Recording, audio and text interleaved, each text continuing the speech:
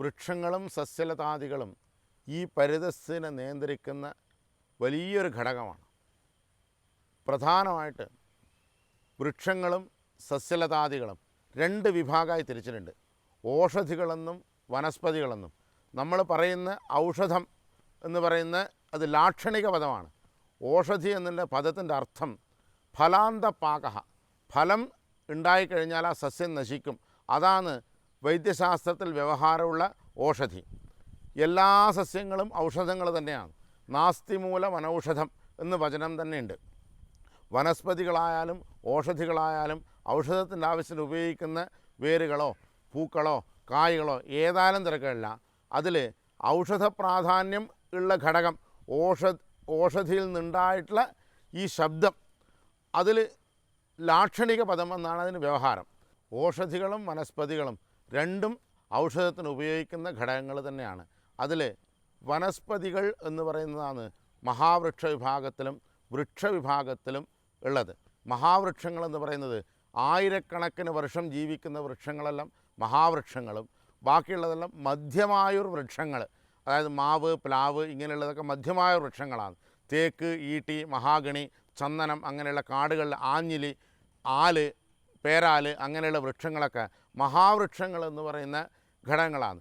ഇതിൽ തന്നെ വൃക്ഷങ്ങളിൽ സഫലവൃക്ഷങ്ങൾ വിഫലവൃക്ഷങ്ങൾ പുഷ്പവൃക്ഷങ്ങൾ ഈ 3 വിഭാഗങ്ങളുണ്ട്. സഫലവൃക്ഷങ്ങൾ എന്ന് പറയുന്നത് മനുഷ്യൻ്റെ ആവശ്യത്തിനും അതുപോലെ മറ്റുള്ള പ്രാണികൾ പശു മറ്റുള്ള ജീവജാലങ്ങൾക്ക് വേണ്ടിയിട്ട് ദൈവം സൃഷ്ടിച്ചിട്ടുള്ളതാണ്. അതുപോലെ പുഷ്പവൃക്ഷങ്ങൾ എന്ന് പറയുന്നത് ദേവാരാധനയ്ക്ക് വേണ്ടിയിട്ട് ദൈവത്തിനാൽ തന്നെ സൃഷ്ടിക്കപ്പെട്ടുള്ളതാണ്. അത് മനുഷ്യന് ദേവങ്കൽ സമർപ്പിക്കാം. അതുപോലെ ഈ ഫലങ്ങൾ നൈവേദ്യം ചെയ്തിട്ട് മനുഷ്യന് ഉപയോഗിക്കാം. ഫലവൃക്ഷങ്ങളും പുഷ്പവൃക്ഷങ്ങൾക്ക് ശേഷം വരുന്ന വിഫലവൃക്ഷങ്ങൾ പേരുകൊണ്ട് വിഫലമാണെങ്കിലും ഏറ്റവും അധികം സഫലമായിട്ടുള്ള വൃക്ഷങ്ങളാണ് അവകൾ. ഇതിൻ്റെ ഇലകളിൽ നിന്നുണ്ടാകുന്ന പ്രാണവായു ഓക്സിജൻ മുഴുവനായിട്ട് അത് വായുവിലേക്ക് ലയിച്ച് ചേർന്നിട്ട് ഈ അന്തരീക്ഷത്തിൻ്റെ പരിസ്ഥിതിയിൽ നിലനിർത്തുന്ന ഒരാല് ചെയ്യുന്ന ഗുണം, ഒരു തേക്ക് ചെയ്യുന്ന ഗുണം, ഒരു ചന്ദനം ചെയ്യുന്ന ഗുണം വേറെ ഒരു മാവോ പ്ലാവോ ചെയ്യുന്നില്ല. അതിലുള്ള കുറേ അംശങ്ങൾ ഈ ഫലമുണ്ടാക്കാൻ വേണ്ടിയിട്ട് അതിന് ഉപയോഗിക്കേണ്ടതായിട്ടുണ്ട്. ഇലകൾ മാത്രം പ്രധാനമായിട്ടുള്ള വൃക്ഷങ്ങളാണ് അന്തരീക്ഷത്തിന് ഏറ്റവും അധികം ഉപകാരം ചെയ്യുന്നത്. ഈ പ്രാണവായുവിനെ രക്ഷിക്കുന്നത്, പരിസ്ഥിതിനെ സംരക്ഷിക്കുന്നത്, നിയന്ത്രിക്കുന്നത് ഈ വിഫല വൃക്ഷങ്ങൾ എന്ന് പറയുന്ന വിഭാഗത്തിൽപ്പെട്ടുള്ള വൃക്ഷങ്ങളാണ്.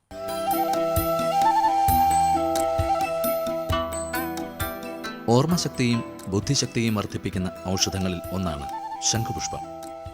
അതുപോലെ പനി കുറയ്ക്കാനും ഉറക്കം വരാനും ഇതുപയോഗിക്കാം. ശരീരബലവും ലൈംഗിക ശക്തിയും വർദ്ധിപ്പിക്കുന്ന ഒരൗഷധം കൂടിയാണിത്. ശംഖുപുഷ്പത്തിൻ്റെ വേരും പൂവും ഇലയും എല്ലാം ഔഷധമാണ്.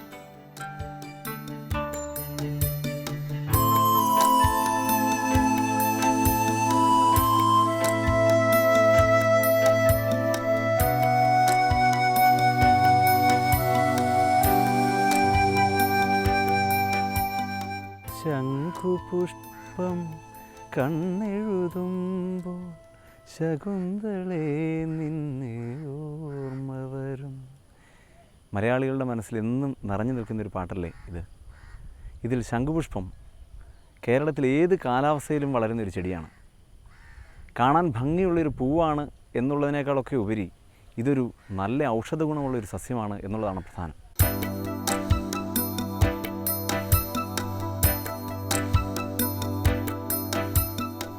ബുദ്ധിപരമായിട്ടുള്ള വികാസത്തിന് ബുദ്ധിമാന്ദ്യം ഉള്ള കുട്ടികൾക്ക് പ്രത്യേകിച്ചും ശംഖുപുഷ്പത്തിൻ്റെ മരുന്നുകൾ ചേർത്ത് പൊടികളുണ്ടാക്കി കൊടുക്കാറുണ്ട്. അതുകൊണ്ട് നെയ്യ് കാച്ചി കൊടുക്കാറുണ്ട്. മറ്റേ കാര്യമായിട്ടും തന്നെയാണ് പൊടിയും നെയ്യും ഉണ്ടാക്കി കൊടുക്കാറുണ്ട്. പൊടി പാലിൽ കൊടുക്കും.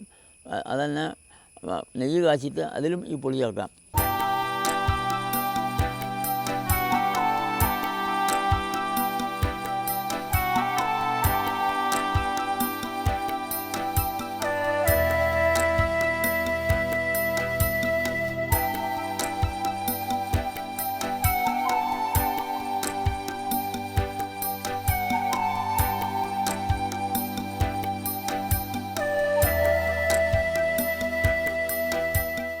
ശംഖുപുഷ്പം നമുക്ക് വീട്ടിൽ ഭംഗിക്ക് വളർത്താൻ പറ്റുന്നതും അതേപോലെ ഔഷധ മൂല്യം വളരെയധികം ഉള്ള ഒരു ചെടിയുമാണ്.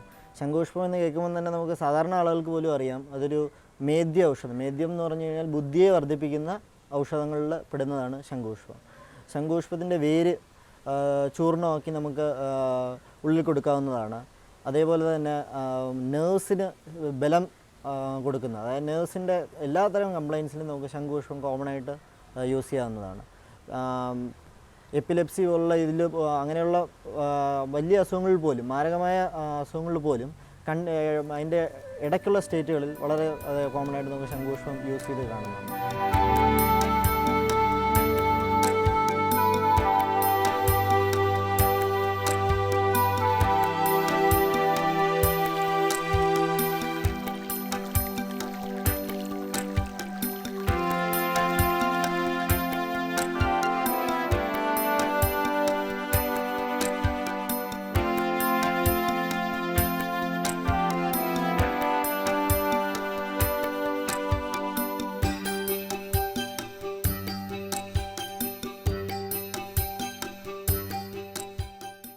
ആയുർവേദത്തിൽ ചരകസംഹിതയിലും സഹസ്ര ധാര എന്നറിയപ്പെടുന്ന ആയുർവേദ ഗ്രന്ഥത്തിലുമെല്ലാം ഈ ശംഖുപുഷ്പം ഉപയോഗിച്ചുള്ള പല ഔഷധങ്ങളും ഉണ്ടാക്കുന്നതിൻ്റെ വിവരണം നൽകിയിട്ടുണ്ട്. നമ്മൾ അകത്തേക്ക് കഴിക്കുന്ന മരുന്നുകളിലും ശരീരത്തിന് പുറത്ത് ഉപയോഗിക്കുന്ന മരുന്നുകളിലും അരോമ തെറാപ്പിയിലൂടെ ചികിത്സിക്കുന്നതിലുമെല്ലാം ഈ ശംഖുപുഷ്പം ഒരു പ്രത്യേക പദവി അലങ്കരിക്കുന്നുണ്ട്.